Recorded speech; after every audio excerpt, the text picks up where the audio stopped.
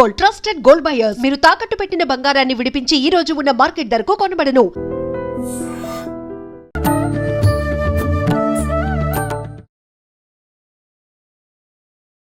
నమస్కారం, welcome to I dream. ధర్మ మార్గం విత్ విజిత కార్యక్రమానికి స్వాగతం. సాధారణంగా ప్రతి ఒక్కరూ చెప్తూ ఉంటారు, గీత అనేది మనం నేర్చుకుంటే గనక, మనం గీత చదవడం ప్రారంభిస్తే గనక మన లైఫ్ అనేది ఖచ్చితంగా చేంజ్ అవుతుంది అని చెప్పి. అసలు నిజంగా గీత వల్ల మనం ఏం నేర్చుకుంటాము, గీత ఏం చెప్తోంది మనందరికీ, ఇలాంటి విషయాలన్నీ కూడా ఎవరినైతే అడిగితే మనకు కరెక్ట్ సమాధానం దొరుకుతుందో ఆ పర్సనే మన ముందున్నారు. వారెవరో కదండి, మనందరికీ ఎంతో ఇష్టమైన, ఎంతో సుపరిచితులైన ప్రణవానంద దాస్ గారు ఇప్పుడు ప్రభుజీతో మాట్లాడి ఈ విషయాలన్నీ కూడా కూలంకషంగా తెలుసుకునే ప్రయత్నం చేద్దాం. హరే కృష్ణ ప్రభుజీ. హరే కృష్ణ. హరే కృష్ణ. ప్రభుజీ, గీత, అసలు భగవద్గీత అనగానే ఈ మధ్యకాలంలో ఎంతో ప్రాచుర్యంలోకి వచ్చింది, అందరికీ తెలియని వాళ్ళకు కూడా తెలిసేటట్టుగా. కానీ అసలు ఏం చెబుతుంది భగవద్గీత మనందరికీ అంటే ఏం చెప్పొచ్చు అంటారు? అసలు మనం ఏంటి, భగవంతుడు ఎవరు, మనకి భగవంతుడికి ఉండే సంబంధం ఏంటి, భగవంతుని ఎలా చేరుకోవాలి, అసలు ఈ ప్రపంచం ఏంటి? చాలామందికి ఈ ప్రశ్నలు ఉంటాయండి. ఈ ప్రపంచం ఏంటి, నేను ఎందుకున్నాను, ఈ ప్రపంచంలో నేను ఏం చేస్తున్నాను, అసలు నా కర్తవ్యం ఏంటి, అసలు భగవంతుడు అంటారు, ఆయన ఏంటి, ఆయన చేరుకోవటం ఎలా, చాలా ఆధ్యాత్మికమైన ప్రశ్నలు ఉంటాయి. లేదా చాలామందికి ఇంకొక రకమైన ప్రశ్నలు ఉంటాయండి.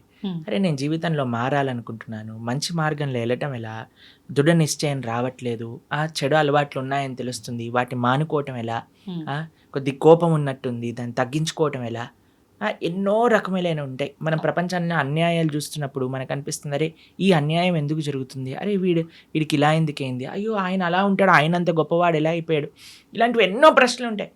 అసలు మీకు ఒక విషయం చెప్తాను, మనిషికి జీవనానికి సంబంధించిన ప్రతి ప్రశ్నను భగవద్గీత ఆన్సర్ చేస్తుంది.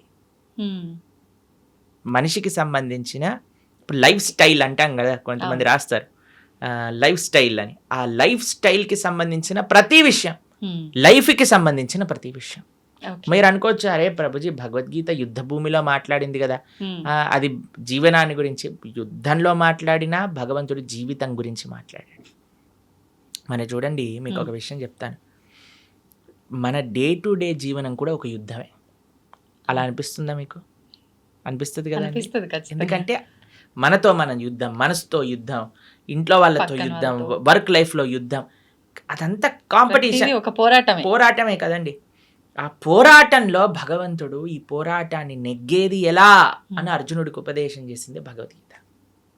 మీరు చూడండి, కొన్నిసార్లు మనం ఏదైనా వస్తువు కొన్నాం అనుకోండి, ఒక ఫోన్ కొన్నాము లేదా ఒక మషీన్ కొన్నాం అనుకోండి, దాంతోపాటు ఒక మాన్యువల్ వస్తుంది. మాన్యువల్ని చదివామనుకోండి, చాలా ఈజీ, ఏ బటన్ నొక్కితే ఎలా యూజ్ చేయాలి, ఏం చేయాలి, ఏది చేయాలని. మొన్న ఏమైందంటే మా ఫోన్లో ఒకసారి ఇలా ఏమంటారు, ఆ ఐకాన్స్ అన్నీ కూడా ఇలా పెద్దగా అయిపోయాయి అనమాట. దాన్ని నొక్కలేకపోతున్నాయి, ఏది నొక్కినా అలా వెళ్ళిపోతుంది. మాకు ఏం అర్థం కావట్లేదు, ఏం చేయాలి. అసలు చాలా కంగారు వేసింది. ఎందుకంటే మా సేవలో ఉంటాం కదా, సేవకు సంబంధించిన ఏదన్నా ఫోన్ వచ్చినా అటెండ్ అవ్వాలి, ప్లస్ మా గురువుగారి ప్రవచనాలు అన్నీ అందులోనే ఉంటాయి, శ్రవణం చేయడానికి ఉండదు మాకు. మేము కంగారు పడిపోతుంటే ఒక ఆయన అన్నారు, ఒక చిన్న పిల్లవాడు వచ్చాడు, ఏం చేయాల్సిన అవసరం లేదండి, ఇలా 3 సార్లు అనాలి, ట్యాప్ చేయాలి అంతే, ఇలాగానే ఆ ఐకాన్స్ అన్ని చిన్నగా అయిపోయి మళ్ళీ నార్మల్ ఫోన్ అయిపోయింది. నేను ఒడే నీకెలా తెలుసురా అంటే, నేను ఇంటర్నెట్లో చదివాను అని అన్నారు. చూడండి, మనకి దేనికైనా అవగాహన ఉందనుకోండి. నాకు చాలా పెద్ద ప్రాబ్లం అనిపించింది, ఫోన్ పోయింది, ఫోన్ పోతే ప్రవచనాలు పోయాయి, కాంటాక్ట్స్ పోయాయి అని నేను కంగారు పడుతున్నా. కానీ చదివిన వాడు వచ్చాడు, ప్రశాంతంగా టిక్ టిక్ టిక్ అన్నాడు, ఫోన్ బాగా చేసేసాడు. అతనికి ఎంత సులువుగా అయిపోయింది, ఎందుకంటే దానిపైన అవగాహన ఉన్నది. కాబట్టి మన జీవితంలో మనకు కొన్నిసార్లు అవగాహన లేకపోయేసరికి కంగారు ఎక్కువైపోతుంది, టెన్షన్లు ఎక్కువైపోతాయి, ఏం చేయాలి అనిపిస్తుంటుంది, ఉక్కిరి బిక్కిరి అయిపోతా. కానీ అవగాహన తెలుసుకుంటే జీవితంలో ఈ కష్టం వచ్చినప్పుడు ఎలా ఉండాలి, ఈ ప్రశ్న వచ్చినప్పుడు దానికి సమాధానం ఏంటి, ఆ అవగాహన మనకి ఇచ్చేది ఎవరు? ఈ ప్రపంచాన్ని సృష్టి చేసిన వారే ఆ అవగాహన ఇచ్చారనుకోండి, ఇంకెంత బ్రహ్మాండంగా. ఇప్పుడు చూడండి, ఒక మెషిన్ ఎలా వాడాలని తయారు చేసిన వాడే ఇస్తాడు కదా. తయారు చేసిన వాడు ఇచ్చిన మాన్యువల్ని వదిలేసి అందరి ఇంట్లోకి వెళ్ళి, అరే నీకు ఎలా తెలుసారా అంటే వాడు చెప్పచ్చు, చెప్పకపోవచ్చు, తప్పు చెప్పచ్చు, ఏదైనా చెప్పచ్చు. కానీ ఎవరైతే ఆ మెషిన్ తయారు చేశారో వాడిని అడిగితే ఎంత బెస్ట్ అండి. అదే భగవద్గీత.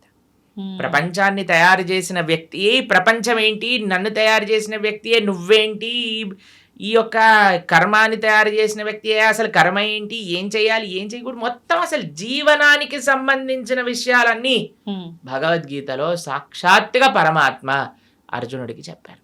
అందుకే ప్రతి మనిషి, ప్రతి హిందువు కాదండి, ప్రతి మనిషి భగవద్గీత తెలుసుకొని తీరవలసినదే, చిన్న పిల్లల నుంచి వృద్ధుల వరకు. ఎంత త్వరగా జీవితంలో మనం భగవద్గీత తెలుసుకోగలిగితే మన జీవనం అంత బాగుంటుంది.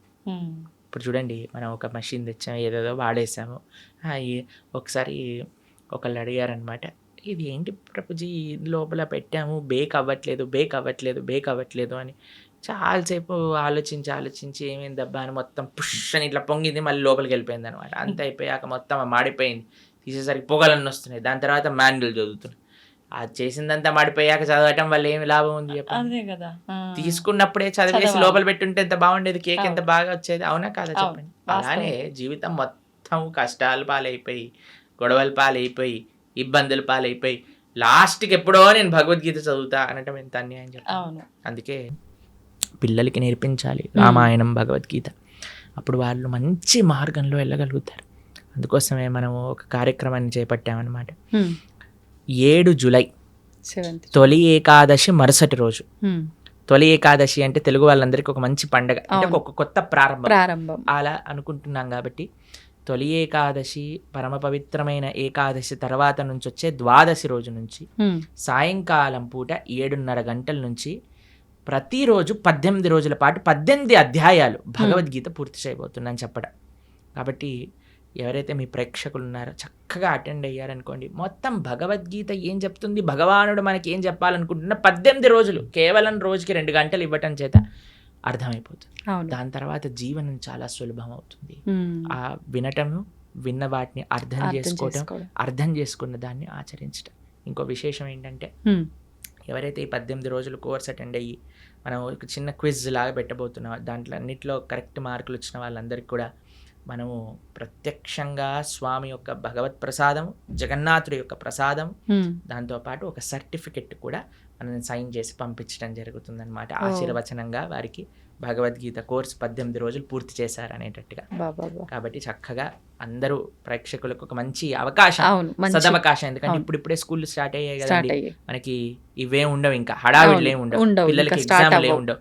కాబట్టి చిన్న పిల్లల నుంచి పెద్దవాళ్ళ వరకు అందరు చక్కగా 7:30కి ప్రారంభం అవుతుందంటే ఆఫీస్ నుంచి వచ్చేస్తారు, అన్నిటి నుంచి వచ్చేస్తారు. కాబట్టి జాగ్రత్తగా ఒక 18 రోజులు కేవలం 2 గంటలు ఇవ్వటం చేత మంచి భగవద్గీత జ్ఞానాన్ని అర్థం చేసుకున్న వాళ్ళం అవుతాం. ఎందుకంటే అండి, ప్రపంచంలో ఎక్కడికి వెళ్ళినా సరే భగవద్గీతను ఆదర్శంగా చూస్తున్నారు, భగవద్గీత నుంచి అందరు నేర్చుకుంటున్నారు. మనం సనాతన ధర్మంలో పుట్టి, భారతదేశంలో పుట్టి మనము ఆచరించకపోతే, అర్థం చేసుకోకపోతే ఎంత అన్యాయం చెప్పండి. నిజంగానే. కాబట్టి మీకు ఒక విషయం చెప్తాను. ప్రభుపాదుల వారు లండన్కి వెళ్ళారనమాట. లండన్కి వెళ్ళినప్పుడు అక్కడ ఉండే వాళ్ళందరూ అన్నారు, Swamiji why did you come to our country, మీరేం తీసుకెళ్ళడానికి వచ్చారు మా దేశానికి అన్నారు.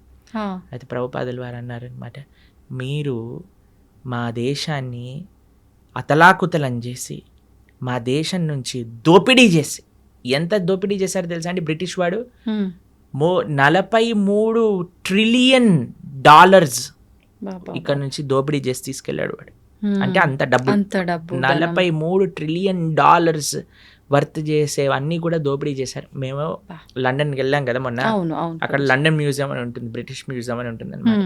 అక్కడికి వెళ్ళినప్పుడు ప్రభుపాదుల వారు ఒకసారి అడుగుతారు, ప్రభుపాద్ మీరు మ్యూజియంకి వెళ్ళాలనుకుంటున్నారంటే, ఓ స్టోలెన్ ప్రాపర్టీ అని అంటారు ప్రభుపాదుల వారు. అక్కడికి వెళ్తే అన్ని కోహినూర్ డైమండ్ మన విగ్రహాలు, మన ఇక్కడ నుంచి ఎత్తుకెళ్ళిన విగ్రహాలు, ప్లేట్లు, బంగారు గ్లాసులు, వెండి కంచాలు, వెండి పదార్థాలు, ఇవన్నీ అసలు వందల కొద్ది వస్తువులన్నీ అక్కడ ఉన్నాయి. మన సంపద అంతా అక్కడ మ్యూజియంలో పెట్టారు. మనం ప్రపంచంలోనే అందరికి మార్గాన్ని చూపించి అంత గొప్ప దేశంగా ఉన్న మన దేశం పైన పీక్కొని వాళ్ళంతా లూటీ చేసి, వాళ్ళ అనవసరమైన వాళ్ళకుండే అలవాట్లు, వాళ్ళకుండే పైశాచికత్వాన్ని అంతా జనాలకి అబ్బి, ఇప్పుడు కొంతమంది ఎలా తయారయ్యారటండి, బ్రిటిష్ వాడిని కీర్తిస్తున్నాడు. ఎందుకు సనాతన ధర్మం అన్నిటికంటే సేఫ్ అంటే, తల్లిదండ్రుల పట్ల, దేశం పట్ల, నీ యొక్క సమాజం పట్ల బాధ్యతని నేర్పిస్తున్న ధర్మం ఏదైనా ఉంటే అది సనాతన ధర్మమే.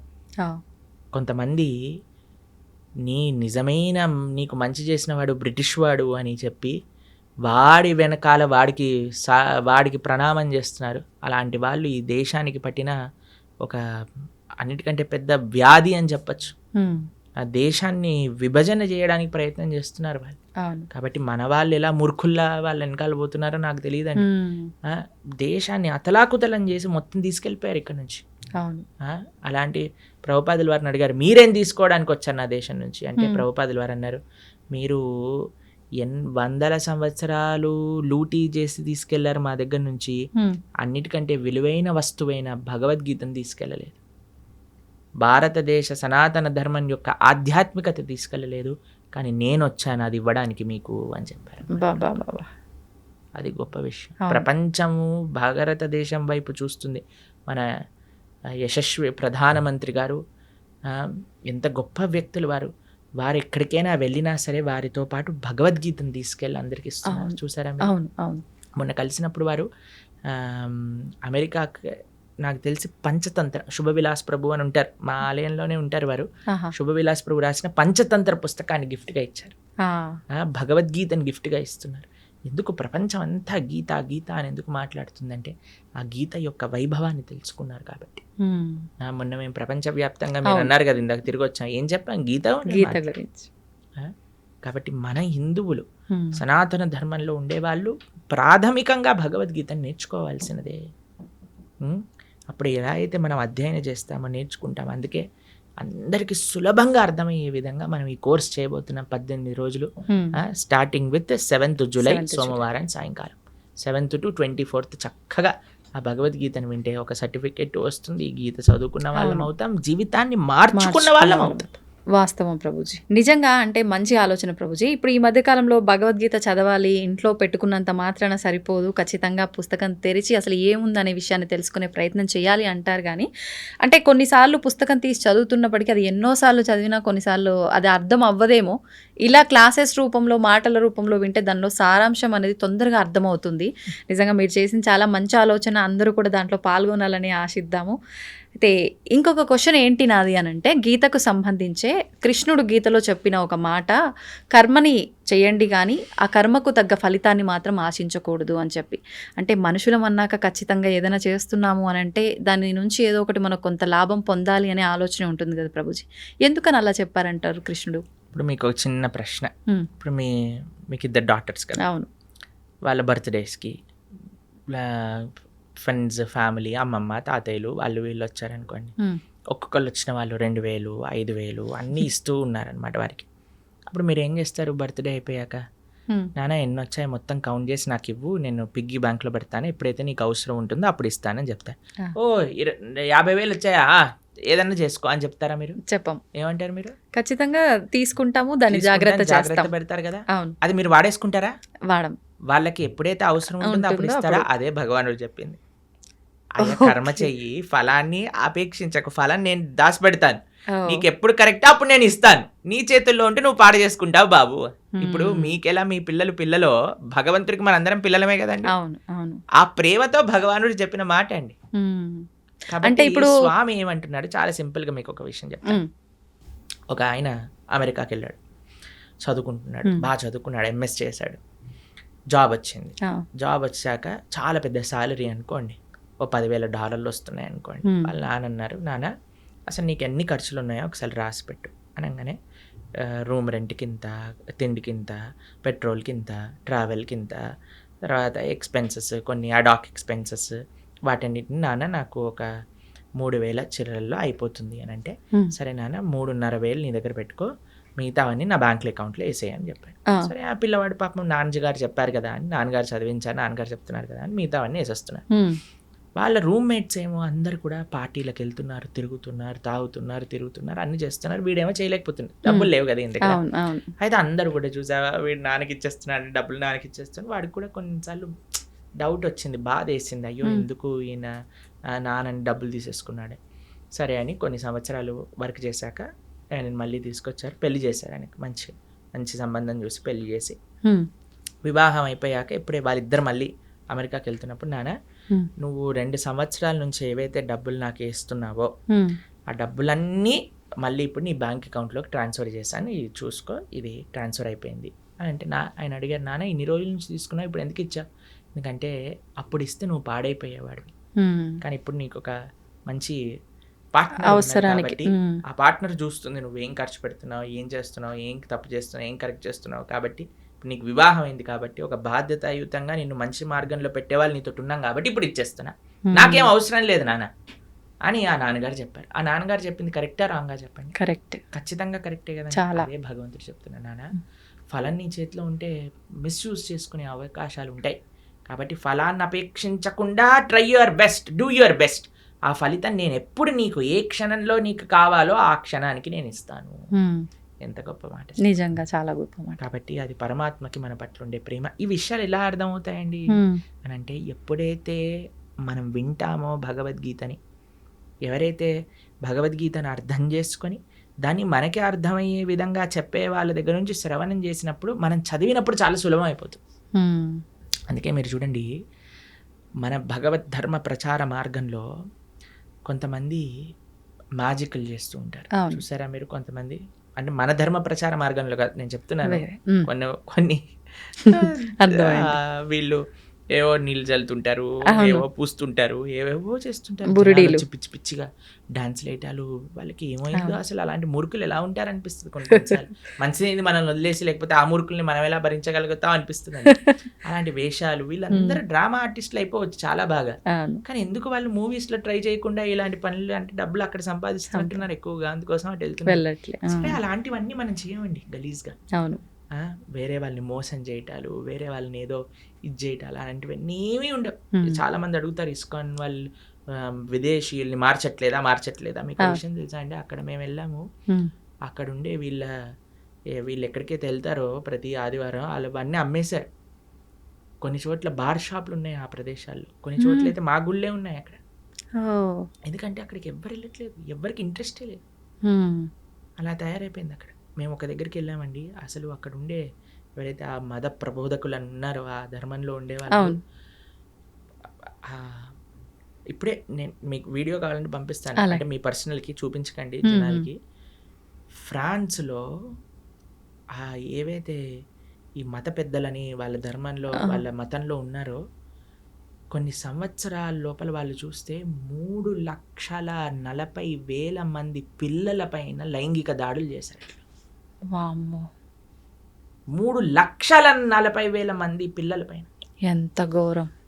అయితే మేము మొన్న ఐర్లాండ్ అనే దేశంలో ఉన్నాం, అక్కడ కూడా వాళ్ళ మతం ఉండేది. వాళ్ళ మత పెద్దలు ఎవరైతే ఇలాంటి పిల్లల పైన అఘాయిత్యాలు చేయటం బయటపడ్డాక ఆ దేశమే మొత్తం ఆ మతాన్ని వదిలేసింది. అక్కడ నాస్తికత్వం ఎక్కువ, ఎందుకంటే వాళ్ళు చేసిన తప్పులు చూసి. కాబట్టి మనం ధర్మం ఏంటి, ధర్మాన్ని ఎలా ఆచరించాలి, పెద్దల నుంచి తెలుసుకొని ఆచరించగలిగితే అది మనకి మంచిది. కాబట్టి మనం ఏం చెప్తున్నాం, భగవద్గీత ఏం చెప్తుంది, ధార్మికంగా జీవనం ఎలాంటిది. ఇదే మన సనాతన ధర్మం అంటేనే ఖచ్చితంగా ఇది చెయ్యాలి, ఇది చేయకూడదు, ఇది చేస్తే ఇది అవుతుంది ఖచ్చితంగా చెప్పి మంచి మార్గంలో నడిపించేది. ఇప్పుడు చూడండి, మనం మానవుడిగా ఉన్నప్పుడు అన్ని ధర్మాలు, అన్ని మతాలు బాగుండాలండి. సనాతన ధర్మంలో మనం ప్రతిరోజు ఏం చేస్తామండి, లోకా సమస్తా సుఖినో భవంతు, సర్వే జనా సుఖినో భవంతు అని ప్రార్థన చేస్తా. ఇంతకంటే గొప్ప భావన ఇంకెవరికి ఉంటుంది చెప్పండి? కానీ మనకి అందరి ధర్మాలు బాగుండాలనే మనం అనుకుంటామండి, కానీ వేరే వాడు మన ధర్మాన్ని పాడు చేయాలి అని చూసినప్పుడు మనం ఉండకూడదు కదా, ఊరుకోవద్దు. ఎందుకు మీకు ఈ విషయం ప్రస్తావన చేస్తున్నాను, ఆన్ ద ఫస్ట్ ప్లేస్ చెప్తున్నానంటే, ఎప్పుడు మనకి వాడు మన ధర్మాన్ని మోసం చేస్తున్నాడు, మనల్ని మోసం చేస్తున్నాడు అని తెలిసేది ఎప్పుడంటే మన ధర్మాన్ని మనం తెలుసుకున్నప్పుడు. లేకపోతే వేడేవాడు ఏం చెప్పినా మనం నమ్మేస్తాం. అవును, ఇప్పుడు చూడండి, వాస్తవం ఏంటో మన పిల్లల పైన మనకి నమ్మకం ఉన్నప్పుడు, మన పిల్లలంటే మనకి తెలిసినప్పుడు, మన కుటుంబ సభ్యులు అంటే ఎవరో మనకు తెలిసినప్పుడు, వేరేవాడు వచ్చి ఏం చెప్పినా మనం నమ్మమండి. వేరేవాడు ఏదైనా చిచ్చు పెట్టడానికి ప్రయత్నం చేసినా మనం నమ్మం. ఎందుకంటే మన ధర్మం గురించి పూర్తి అవగాహన ఉంది. నేను చెప్పేది ఏంటంటే, సనాతన ధర్మంలో ఉండే చాలామంది టీవీలలో చెప్తూ ఉంటారు, మనకి ఈరోజు కావాల్సినది ఏదన్నా ఉంటే అందరి ఐకమత్యంగా సనాతన ధర్మాన్ని నిలబెట్టడం, కానీ కొంతమంది వీటిలలో కూడా వ్యూవర్షిప్ కోసం వాటి కోసం అవును. ఒకళ్ళని ఒకళ్ళు తిట్టుకోటాలు ఇలాంటివన్నీ చేస్తున్నారు. చేస్తున్నారు. అవన్నీ చేయకూడదు. ధర్మం అంటే అందరు కలిసి కుటుంబంగా ఉండాలి. ఆ? మంచిగా మనం ఉన్న వేరే మతాలు చేస్తున్న దాడులను మనం తట్టుకోగలుగుతాం. First education important. కాబట్టి నేను చెప్పేది ఏంటంటే ప్రతి హిందువు భగవద్గీత వినండి, భగవద్గీతను చదవండి, కృష్ణుడు ఏం చెప్తున్నాడో వినండి. భగవద్గీత అన్ని సంప్రదాయాలు శాక్త, శైవ, వైష్ణవ, నానాపత్య ఏ సాంప్రదాయం చెందిన వారైనా భగవద్గీత చదవాల్సిందే అండి. ఇంకా ఏ పుస్తకం చదివినా చదవకపోయినా భగవద్గీత చదవాల్సిందే. అది ఎందుకంటే భగవద్గీత అనేది సనాతన ధర్మానికి ఒక బేస్, అది ఫిలాసఫీ భగవద్గీతలో ఉన్నది. అవును. కాబట్టి అందుకోసం మనందరం ఈ 18 రోజులు ఏదైతే కార్యక్రమం చేయబోతున్నామో, ఇందాక మనం చెప్పుకున్నట్టుగా 7వ తారీఖు నుంచి జూలై 7వ తారీఖు సోమవారం రాత్రి నుంచి ప్రణవానంద దాస్ ఛానల్ తెలిసింది కదా, అందులో మనకి లైవ్లో వస్తుంది. చక్కగా అటెండ్ అవ్వండి. ఎంత మార్పు మీరు చూస్తారో మీకే తెలుస్తుంది. అంటే ప్రతి మానవుడు అన్నాక ప్రతి ఒక్కరూ గీతని చదవాల్సిందే, వినాల్సిందే, ఆచరించాల్సిందే. ముఖ్యంగా ఇంకా హిందువులైతే అస్సలు పక్కన పెట్టాల్సింది లేదు. ఖచ్చితంగా. అంటే ఇప్పుడు ఎన్నెన్నో ఇబ్బందులు పడుతున్నాము, ఎన్నెన్నో ఇలా ఉండకూడదు, అలా ఉంటే బాగుంటుందేమో అని అనిపించినప్పటికీ అసలు ఏంటి కరెక్ట్, మనం ఎక్కడి నుంచి స్టెప్ వేయొచ్చు, ఎలా వెళ్తే ధర్మంగా ఉంటుందని ఆలోచన వచ్చి కూడా తెలియక ఆగిపోయే వాళ్ళు ఉన్నారు. అటువంటి వాళ్ళందరికీ కూడా ఒక మంచి మార్గం దొరికిందనే చెప్పొచ్చు దీని ద్వారా. ప్రభుజీ, కృష్ణుడు ఇప్పుడు అర్జునికి గీత గురించి అంతా కూడా బోధించాడు, మా అందరికీ తెలిసిందంతే. కానీ అర్జుని కన్నా ముందర కూడా గీత కృష్ణుడు ఎవరికో బోధించారని చెప్పి వింటున్నాను. గీతలోనే చెప్పారు ఆయన. వివస్వాన్ అనే సూర్య భగవానుడికి బోధించారట. ఆ వివస్వానుడు మనువుకి చెప్పారట. అలా మనువు అలా ఆ సాంప్రదాయంలో వచ్చింది, కానీ మధ్యలో ఇక్కడ లుప్తం అయిపోయింది. అందుకే ఆ వివస్వానుడికి ఇచ్చిన జ్ఞానాన్ని మళ్ళీ నీకు ఇస్తున్నాను అని కృష్ణుడే అర్జునుడికి చెప్పాడు భగవద్గీతలో. కాబట్టి పరమాత్మ ఎన్నో రూపాల్లో మరలా అవతరించి ఆ ధర్మాన్ని బోధిస్తూ ఉన్నారండి. కాబట్టి మన ఆచార్యులు వేదవ్యాసుల వారు వ్యాసాయ విష్ణు రూపాయ వ్యాస రూపాయ విష్ణు, ఆయన ఏం చేశారు, మహాభారతంలో మంచిగా ప్యాకేజింగ్ చేశారు. మన గిఫ్ట్ ప్యాక్ లో ఈసారి చూడండి, కొంతమంది గమ్మత్తుగా ఆ డబ్బాలు ఓపెన్ చేయాలి, మళ్ళీ డబ్బా ఉంటుంది, ఆ డబ్బా ఓపెన్ చేయాలి, లోపల డబ్బా అలా డబ్బాలు తీసి లోపల ఏదో ఉంగరం ఏదో ఉంటుంది అనమాట. అది విలువైనది లోపల ఉంటుంది. అలా మహాభారతం మధ్యలో ప్యాకేజింగ్ చేశారు భగవద్గీత. ఎందుకంటే ఆ భగవద్గీత అత్యంత విలువైన రత్నం, అమూల్యమైన రత్నం అన్నమాట, మనకి మహాభారతంలో లభించేది.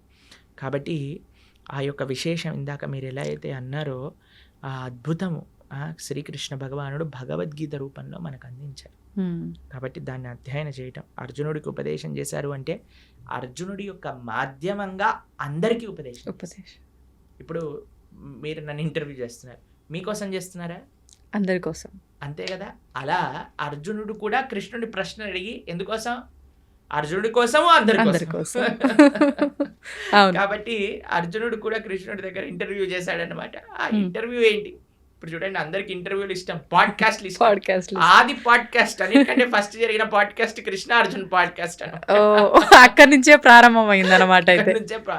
ఏదైనా భగవంతుడి నుంచే ప్రారంభం అవ్వాలండి. కాబట్టి ప్రపంచంలో జరిగిన మొట్టమొదటి సూపర్ ఎక్స్ట్రాఆర్డినరీ పాడ్కాస్ట్ ఎందుకో తెలుసా అండి, యుద్ధం జరగబోతుంది, ఆ యుద్ధం మధ్యలో జరిగింది పాడ్కాస్ట్ అనమాట. అవును. కాబట్టి అతి చక్కటి భగవద్గీత అర్జునుడి యొక్క మాధ్యమంలో ప్రతి జీవుడికి భగవంతుడు ఉపదేశం చేసిన భగవద్గీతని ప్రతి హిందువు మీరు అన్నట్టుగా తప్పకుండా చదవాలి, అర్థం చేసుకోవాలి, ఆచరించాలి. ప్రభుజీ, ఇప్పుడు అర్జునుడికి చెప్పాల్సిన సిచ్యువేషన్ అక్కడ ఎందుకు ఏర్పడింది అంటే కొంతమంది కొన్ని రకాలుగా చెప్తారు. అంటే అక్కడ ఉన్నదంతా నా వాళ్ళే, నేను వాళ్ళని ఎలా చంపుతాను అనే భావన అర్జునులో వచ్చింది. కాబట్టి దీన్ని కనుక అతనికి ఉపదేశిస్తే దానివల్ల ఇక్కడ జరగాల్సిన క్రతువు అంతా కూడా కరెక్ట్గా జరుగుతుంది. ఒకటి, ఇప్పుడు మనం అనుకున్నట్టుగా అందరికీ ఒక మెసేజ్ ఇవ్వడం కోసం అని ఒకటి. అసలు ఏంటి వాస్తవం ప్రభుజీ? ఇప్పుడు మీకు ఒక విషయం చెప్తాను. చాలాసార్లు మనకి ఒక సందిగ్ధ పరిస్థితిలో ఉంటాం, కన్ఫ్యూజన్. అవును. అర్జునుడు మహాయోధుడు, స్వర్గానికి వెళ్ళారు, శివుడిని ఓడించారు, ఒక రకంగా చూస్తే పాశుపతాస్త్రం తీసుకోవడానికి. అలాంటి వారు కూడా రాత్రులు కూడా ప్రాక్టీస్ చేసి, అసలు యుద్ధ విద్య అంటే అర్జునుడే. అందరి యొక్క కృపాపాత్రులు అయ్యారు ఆయన. ఆ ఇంద్రుడి యొక్క కృపాపాత్రులు అయ్యారు, పరమశివుడి యొక్క కృపాపాత్రుడు అయ్యాడు. నారాయణుడు అయితే పక్కనే ఉన్నాడు, కృష్ణుడు పక్కనే ఉన్నాడు కదండి, ఇంకా దానికంటే గొప్ప విషయం ఏం కావాలి. అలాంటి వ్యక్తికి కూడా కన్ఫ్యూజన్ వచ్చింది. ఎందుకు అర్జునుడికి కన్ఫ్యూజన్ రాలేదండి, మనందరికీ అలాంటి కన్ఫ్యూజన్ స్టేట్ వస్తుంది. కరెక్ట్. ఆ కన్ఫ్యూజన్ నుంచి బయటపడటం భగవద్గీత నేర్పిస్తుంది. మీకు ఒక చిన్న విషయం చెప్తాను. జనాలు ఏమంటారు తెలుసా అండి, కృష్ణుడు యుద్ధాలు చేయిస్తాడు, అన్నతమ్ముల మధ్యలో యుద్ధాలు చేయించాడు, చిచ్చు పెడతాడు. ఇప్పుడు మీకు ఒక విషయం చెప్తాను. అర్జునుడు యుద్ధం పరిస్థితి రాకముందు కృష్ణుడు ఎన్నోసార్లు దూతగా వెళ్ళాడండి, యుద్ధం వద్దు చెప్పడానికి. ఏమన్నాడు తెలుసా అండి, రాజ్యం కాదు, నిజంగా చెప్పాలంటే రాజ్యానికి హక్కు పాండవులకి, రాజ్యం ఇవ్వద్దు, కనీసం 5 గ్రామాలు ఇవ్వండి చాలు, 5 ఊళ్ళు ఇవ్వండి చాలు అని అన్నారు. 5 ఊళ్ళు కాదు కదా, దుర్యోధన ఏమంటాడంటే ఆ పిన్ ఉంటుంది కదా గుండు సూది, సూది పెట్టినంత జాగ కూడా ఇవ్వను అని అంటాడు. ఇప్పుడు మీకు ఇంకొక విషయం చెప్తానండి. ఒక ఆవిడ వచ్చింది నా దగ్గర, కృష్ణుడు ఏంటండి ఇలా యుద్ధం చేయిస్తాడా అని అంది. మీరు మరి ఆ స్త్రీని అవమానించిన వాళ్ళని ఏం చేయాలి, చంపేయాలండి. మరి దుర్యోధన దుశ్శాసనుడు చేసిన పని ఏంటండి, ద్రౌపదీదేవిని అవమానించింది వాళ్ళు కదా అనండి. అయిపోయింది. మేమన్నా మరి ఏం చేయాలమ్మా, దుశ్శాసనుడి ఏమంటాం దండేసి కూర్చోబెట్టాలి ఆసనం పైన, లేదు అని అంటే, అదే మరి కృష్ణుడు చేసిన పని, కృష్ణుడు ఎందుకు నిందిస్తున్నాం?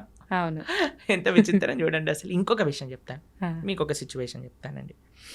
ఒకళ్ళు పోలీస్ డిపార్ట్మెంట్లో పనిచేస్తున్నారండి, వాళ్ళ సొంత తమ్ముడే 10 మందిని హత్య చేశాడు. ఇప్పుడు ఈ పోలీసు వాళ్ళ తమ్ముడిని పట్టుకోవాలా, తమ్ముడని వదిలేయాలా? పట్టుకోవాలి, అదే ధర్మం కదా. ధర్మం కదా తమ్ముడు ప్రభుజీ. తమ్ముడు కన్నా కూడా అంటారు కదా ప్రభుజీ పెద్దవాళ్ళే, తమ్ముడు అంటే ఏదో సామెత ఉంటది, మన వాళ్ళైనా సరే నీతి తప్పకూడదు, ధర్మంగా ఉండాలి అంతే కదండి. మరి కౌరవులందరూ నీతి తప్పారు, అందుకు కృష్ణుడు యుద్ధం చేయమన్నాడు. అరే వాళ్ళని నువ్వు అన్నయ్యలుగా, తమ్ముళ్ళుగా, బావలుగా, మరుదులుగా చూడక నానా, వాళ్ళు అధర్మం చేసిన వ్యక్తులుగా చూసి వాళ్ళని శిక్షించు. ఎందుకంటే నీకు ఆ రోలు, నువ్వు ఒక క్షత్రియుడివి, క్షత్రియ ధర్మాన్ని అనుసరించి నువ్వు యుద్ధం చెయ్యి అని కృష్ణుడు చెప్పాడు. దీంట్లో ఏమైనా తప్పుందా అండి? ఏం లేదు. ప్రపంచంలో అది చెయ్యట్లేదు కాబట్టి ఈరోజు బాధగా ఉన్నాం. ఎవడో ఒకడు ట్రాఫిక్ పోలీస్ దగ్గర పట్టుబడిన వాడు కూడా ఫోన్ చేసి మా బావ ఎవరో తెలుసా, మా అన్న ఎవరో తెలుసా అని బ్లాక్ మెయిల్ చేస్తారు. ఆ వాడు ఏదో కుర్చీ పైన కూర్చున్నాడు, వాడిని వదిలేసే అంటాడు. ఏంటని అన్యాయమా? ఇప్పుడు ఈ రోజు వదిలేస్తే టోపీ పెట్టుకోనందుకు, దాన్ని ఏమంటారు హెల్మెట్ పెట్టుకోనందుకు, కానీ చచ్చేది వాడే కదా. పైన ఉన్న వాడికి ఏమైంది, ఫోన్ చేసిన వాడికి ఏమైంది? అంతే కదండి. కాబట్టి ఇది ప్రాబ్లం. అందుకే చూడండి, పెద్ద పెద్ద స్కామ్లు చేసిన వాళ్ళందరూ మంచిగా పార్లమెంట్లో కూర్చొని ఇది చేస్తున్నారు. ఎందుకు అని అంటే మన వాళ్ళు కదా, మా వాళ్ళు కదా అని వదిలేస్తారు. కానీ అక్కడ వదలరు కదా. కాబట్టి అందుకే మనం జాగ్రత్తగా ఉండాలి. అందుకే భగవంతుడు ఏది చేసినా, జనాలు భగవంతుడికి ధర్మాధర్మ విచక్షణ చేస్తుంటాడు. కృష్ణుడు అధర్మం చేశాడు, కృష్ణుడు ధర్మం చేశాడు, అలా ఉండదయ్యా. భగవంతుడు ఏమి చేస్తే అది ధర్మం అవుతుంది, భగవంతుడు ఏది చెప్తే అది నిజం అవుతుంది. చూడండి, ప్రైమ్ మినిస్టర్ ఏదన్నా ఆర్డర్ చేశాడు అనుకోండి, ఇప్పుడు చూడండి మనకి నోటు బందీ అని చేశారు. నోటు బందీ, నేను నోటు బందీ చేయను, ఎంత ధైర్యం నీకు నోటు బందీ చేస్తా అంటే ఏమైనా ఇద్దా అండి? నోటు మూసుకొని మనమే డబ్బులు మార్చుకుంటాను, 2 రోజులు అడిచినా సరే. అంతే. అవును కదండి, ఎందుకంటే నువ్వు జీవించాలి. కాబట్టి జనాలందరూ భగవంతుడిని అంటున్నారు. అలా కాదయ్యా, భగవంతుడు చెప్పింది నువ్వు వినాలి, నువ్వు చెప్పింది భగవంతుడు వినాడు. ఇది మనం తెలుసుకోవాల్సి. అంటే మనం ఎంతసేపు అజ్ఞానంలో ఉన్నాం, అంతే కదండి. అజ్ఞానాన్ని వీడి మనం బయటికి రాలేకపోతున్నాం కదా. కాబట్టి ఇది మనం గుర్తుపెట్టుకోవాల్సిన విషయం. కాబట్టి మనకి తెలియదు, నీకు అర్థం కావట్లేదు అంటే నువ్వు తెలుసుకో, అంతేగాని భగవంతుడిని మార్చుకోవద్దా. కాబట్టి మనం అందుకే చెప్తున్నాను, ఎక్కడొస్తుంది అంటే శాస్త్రీయమైన శ్రద్ధ ఎప్పుడైతే ఉంటుందో, ఎప్పుడైతే మనం వినయంగా నేర్చుకుంటామో తత్వాన్ని, అప్పుడు మనకి ఏ పరిస్థితిలో ఉన్నా సరే ఆ ధర్మం గోచరిస్తుంది, ఆ ధర్మం మనల్ని కాపాడుతుంది. ప్రభుజీ, ఇప్పుడు ధర్మార్థ కామ మోక్షాలు అంటుంటారు, దీన్ని ఎలా తీసుకోవాలి, ఎలా ఆచరించాలి? చూడండి, చతుర్విధ పురుషార్థములు అంటారు. ధర్మ, అర్థ, కామ, మోక్ష. చాలా సింపుల్గా చెప్తాను, చాలా అద్భుతమైన విషయం చెప్తాను మీకు. దీన్ని ఎలా జతపరచాలి అని అంటే, కామము మోక్షంతో, అర్థము ధర్మంతో. ధర్మ, అర్థ, కామ, మోక్ష అన్నారు కదా, 4 ఉన్నాయి. ఓకేనా? ధర్మాన్ని అర్థాన్ని కలపండి, కామాన్ని మోక్షాన్ని కలపండి. అర్థం అంటే ఏంటో తెలుసా అండి? ఐశ్వర్యం, డబ్బులు. దేంతో కలపమన్నా? ధర్మంతో. అంటే మనం సంపాదించే ప్రతి రూపాయి కూడా ధార్మికంగా సంపాదించాలి, ధర్మం కోసం ఖర్చు పెట్టాలి. ఇదొక పాయింట్ అయిపోయిందా. ఓకే. కామము అంటే కోరిక. Hmm. ఏం కోరుకోవాలి నువ్వు? ఈ జన్మ ఎలా తరింపజేసుకోవాలి, భగవంతుడి యొక్క శాశ్వతమైన సేవ ఎలా చేయాలి, అది మోక్షం. మోక్షం అంటే భగవంతుడి యొక్క శాశ్వతమైన సేవా స్థితిని పొందటం. వైకుంఠంలో, గోలోకంలో స్వామిని ఆరాధన చేసుకోవటం. ఎవరు మన భగవత్ స్వరూపంగా మనం భావించి ఆరాధన చేస్తున్నాము, స్వామి దగ్గరికి వెళ్ళి చక్కగా రామ, కృష్ణ, నరసింహ, నారాయణ వాళ్ళకి ఆరాధన చేసుకోవటం, నిరంతరం వారి యొక్క సేవలో ఉండటం. కాబట్టి కోరిక మోక్షం కోసం, అర్థం ధర్మంతో కలపడం. ఎప్పుడైతే ఇలా మనం ఉంటామో, ఎప్పుడైతే మనం ఇలా మనం చేస్తామో, ఎప్పుడైతే ఇలా మన జీవనం ఉంటుందో, ధార్మికంగా సంపాదించటం, ధర్మం కోసం వెచ్చించటం. కోరిక కేవలం భగవంతుని తెలుసుకోవటానికి, భగవంతుడి యొక్క సేవ కోసం ఎప్పుడైతే ఉంటామో అప్పుడే మానవుడు పరిపూర్ణ జీవనాన్ని జీవించిన వాడు అవుతాడు. ఈ విశేషాలన్నీ కూడా మనకి భగవద్గీతలో ఉంటాయి. కానీ ఇదంతా ఉల్టా జరుగుతుంది కదా ప్రభుజీ ప్రస్తుతం. అంతే కదండి. డబ్బు సంపాదించడం కోసమే కోరికల కోసం ఖర్చు పెట్టేస్తున్నారు. ధర్మము మోక్షం అయితే తెలియదు. అవును. ఇప్పుడు ఏం చేసినా దీనికోసం. పిల్లవాళ్ళకి మీరు చూడండి, బాగా చదువుకోవాలి నాన్న, అప్పుడే డబ్బులు బాగా వస్తాయి, డబ్బులు బాగా వస్తే సుఖంగా ఉంటావు. చిన్నప్పటి నుంచి వాడికి 2 విషయాలు చెప్తున్నాం కదండి. బాగా సంపాదించి మంచి జాబ్ వస్తే మంచి పెళ్ళాం ఉంటుంది, ఖతం అయిపోయి జీవితం నచ్చినట్టుగా ఉండగలుగుతాం. జీవితాన్ని అన్యాయం. అక్కడ చిన్న పిల్లవాడికి డబ్బులు సంపాదించు, సుఖంగా ఉండి, ఈ 2 విషయాలు చెప్పి పెంచితే రేపు పొద్దున వాడికి డబ్బులు సంపాదించలేని పరిస్థితి ఒకవేళ వచ్చింది అనుకోండి, వాడు చచ్చిపోదాం అనుకుంటున్నాడు. మళ్ళీ వాడు ఇంకా వేరే దారుల్లో ఎలా అయినా డబ్బు సంపాదించే ప్రయత్నం కూడా చేస్తాడు. అంతే కదండి. ఇప్పుడు బెట్టింగ్లన్నీ ఎందుకు చేస్తున్నారు, ఇప్పుడు ఈ యాప్లన్నీ ఎందుకు వస్తున్నాయి, ఎందుకు ఇంతమంది? నేను కాలేజ్లో ఇంజనీరింగ్ చదువుతున్న రోజులలో ఎంతమంది అండి బెట్టింగ్లు పెట్టి ఇంట్లలోంచి లక్షలు డబ్బులు తెచ్చి అక్కడ పెట్టేసి కొట్లాడుకొని నెత్తుర్లు వచ్చి పెద్ద పెద్ద గ్యాంగులు ఏర్పడి, అసలు ఎంత అన్యాయం అంటే అంత అన్యాయం. ఎందుకోసం అండి? డబ్బులుంటే సుఖంగా, డబ్బులు అవసరమే. ఎవరు చెప్పలేమండి డబ్బులు ఉండకూడదు, డబ్బులు లేవు. కష్టపడు, ధార్మికంగా ఉండు. అన్నిటికంటే మీకు ఏం తెలుసు అండి, డబ్బుల కంటే ముఖ్యం స్వాంతన అంటే సాటిస్ఫాక్షన్. ఎంతున్నా సరే దాంట్లో సుఖంగా ఉండేవాడు కదండి. ఇప్పుడు చూడండి, రోజంతా నేను పని చేస్తాను, నిద్రపోయేటప్పుడు నిద్ర మాత్రలు మింగి పడుకుంటాను అన్నవాడి కంటే కూలీ నాలి చేసుకొని 500-600 రూపాయలు సంపాదించి హాయిగా పడుకునేవాడు మెయిన్ కాదా చెప్పండి? అదే మేలు. అవును. కాబట్టి ఇప్పుడు హోటళ్లలోకి వెళ్ళి తిని దాన్ని డైజెస్ట్ చేసుకోవడానికి మెడిసిన్లు వేసుకొని ఇలా ఉండే బ్రతికేవాడికైనా చద్దన్నము, మజ్జిగ, కారము పెట్టుకొని తినేవాడు, ఆ అన్నం కరెక్ట్గా ఒక పూట కడుపులో టైంకి తినేవాడు మంచివాడు కాదంటారా చెప్పండి? కాబట్టి సుఖం ఎక్కడుంది అంటే నీ భావనలో ఉన్నది. స్వాంతన అది ముఖ్యం. అన్ని కోట్లుగా సంపాదించి సుఖం లేదు, స్వాంతన లేదు అన్నవాడికి మనం ఏం చేయగలుగుతాం చెప్పండి?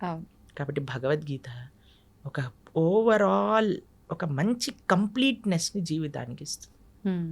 అందుకే మనకి భగవద్గీత యొక్క విశేషం ఎన్నోసార్లు చెప్పుకున్నా. అందుకే మనం అనుకుంటున్నాం ఈ సంవత్సరం ఈ జూలై 7వ తారీఖు నుంచి 18 రోజులు భగవద్గీత కోర్స్ చేయటం వల్ల కనీసం యువత, ఎవరైనా చిన్నపిల్లలు, పెద్దవాళ్ళు, మిగతా ముఖ్యంగా యువకులు కానీ చక్కగా వచ్చి, అందుకే మీ ప్రేక్షకులందరికీ చెప్పేది ఏంటంటే, ఇంటిల్లిపాది ఎలా అయితే మీరు సీరియల్లను చూస్తారో, ఆ రియాలిటీ షోలను చూస్తారో అందరు కూర్చొని, ఆ సినిమాలు ఎలా అయితే చూస్తారో, న్యూస్ ఎలా అయితే చూస్తారో, అలా ఇంటిల్లిపాది కూర్చొని భగవద్గీత కూడా శ్రవణం చేయండి.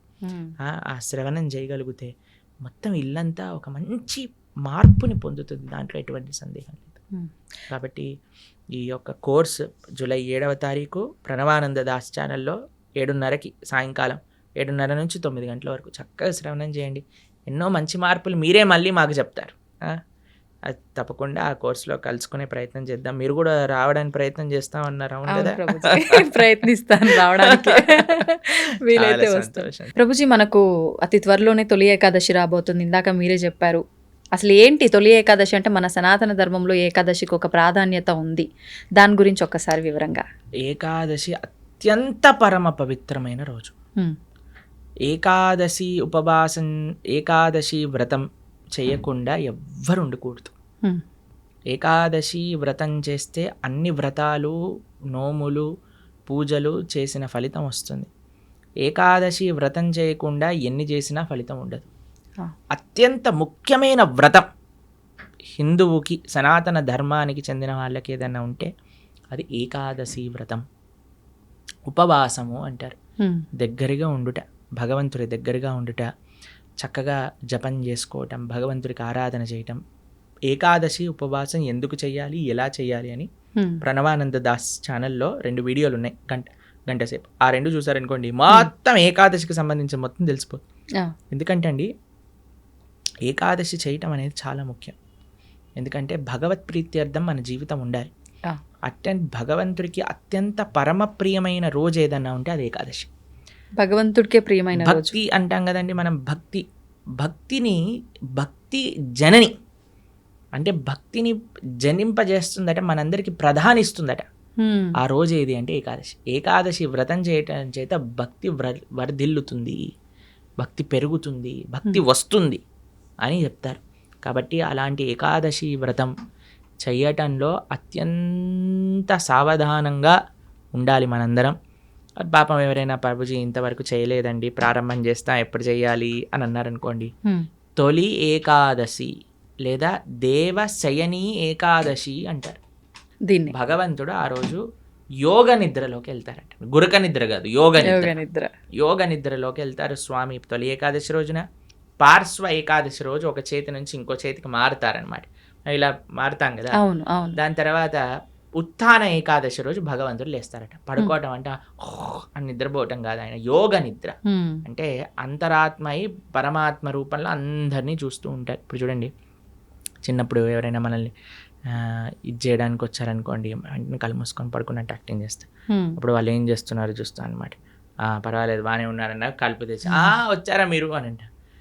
లేకపోతే వాడు ఏదైనా తేడా చేశాడు అనుకోండి, వెంటనే మనం ఇది చేస్తాం. అవునా కాదు? అలాంటివి చేస్తూ ఉండే. అట్లా భగవంతుడు కూడా చూస్తున్నాడు అనమాట, ఏం చేస్తాడు వీడు నిద్రపోయినప్పుడు అని. కాబట్టి 4 నెలలు కూడా చాతుర్మాస్యము అని అంటారు. వ్రతం పడతారు, యతీశ్వరులు వ్రతం పడతారు. అందరూ వ్రతం ఉంటుంది. ఎవరెవరికి ఆశ్రమ నియమం ప్రకారంగా నియమాలు ఉంటాయి. 4 వస్తువులు మానేయాలి అని చెప్తారనమాట.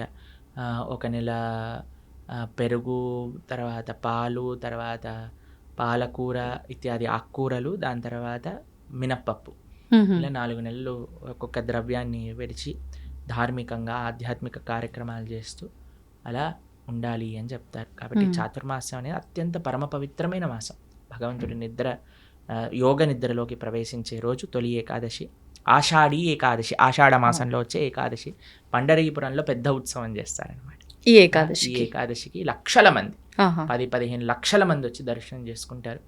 భగవాన్ ఉన్న ఆ రోజు పండరీపురంలో లక్షల మంది తుకారాం మహారాజ్ పుట్టిన ప్రదేశం, జ్ఞానేశ్వర్ మహారాజ్ పుట్టిన ప్రదేశం నుంచి నడుచుకుంటూ పాదయాత్రగా 20 రోజులు పాదయాత్ర చేసి పండరీపురాన్ని చేరుకుంటారు.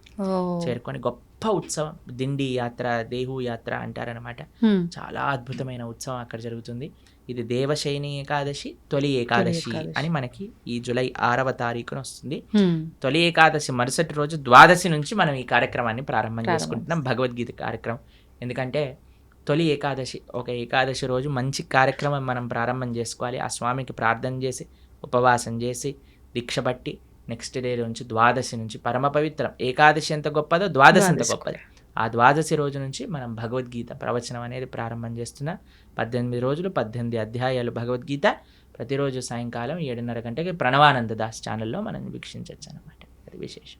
తప్పకుండా ప్రభుజీ, నిజంగా అందరూ ఆ లైవ్కి వస్తారని చెప్పి ఆశిస్తున్నాను. నిజంగా అంటే ప్రతి ఒక్కరిలో ఉంటుంది అలాంటి మంచి మంచి విషయాలు వినాలి అని చెప్పి. అందులోనూ మీరు చెప్తుంటే వినాలని ఆసక్తి చూపించేవారు కూడా చాలా ఎక్కువ మందే ఉన్నారు ఇప్పుడు.